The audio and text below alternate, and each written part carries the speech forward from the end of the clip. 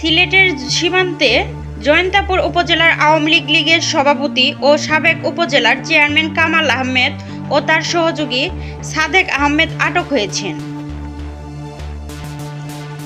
সিলেট সীমান্ত দিয়ে ভারতে পালিয়ে যাওয়ার সময় জয়ন্তাপুর উপজেলার আওয়ামী লীগের সভাপতি ও সাবেক উপজেলার চেয়ারম্যান তার সহযোগীকে আটক করেছে বিজিবি। আজ সন্ধ্যায় জকিগঞ্জ ব্যাটালিয়নের ১৯ বিজিবি অধীনস্থ জয়ন্তাপুর বিওপির হাবিলদার মোহাম্মদ শরীফুল ইসলামের নেতৃত্বে বিজিবির একটি টহল দল সীমান্তবর্তী এলাকায় নিয়মিত টহল পরিচালনা করছিল। সন্ধ্যা ৭:১৫টার দিকে দুজন ব্যক্তি অবৈধভাবে সীমান্ত পার হয়ে ভারতে যাওয়ার সময় বিজিবি টহল দল তাদেরকে দেখে ফেলে এবং বিজিবির উপস্থিতি টের পেয়ে তারা পালানোর চেষ্টা করলে বিজিবি টহল দল ধাওয়া করে আটক করে।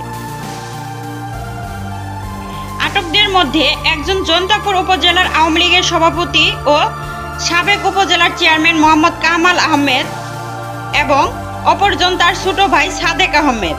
উভয়ই জয়ন্তাপুর উপজেলার শ্রীকেল গ্রামের হাজী মনির উদ্দিনের ছেলে। আটককারীদের দেহ তল্লাশি করে দুটি বাংলাদেশি পাসপোর্ট, $১৪,০০০ ভারতীয় রুপি এবং ৪,০০০ টাকা ও ৩টি মোবাইল সেট এবং তাদের জাতীয় পরিচয়পত্র উদ্ধার করা হয়।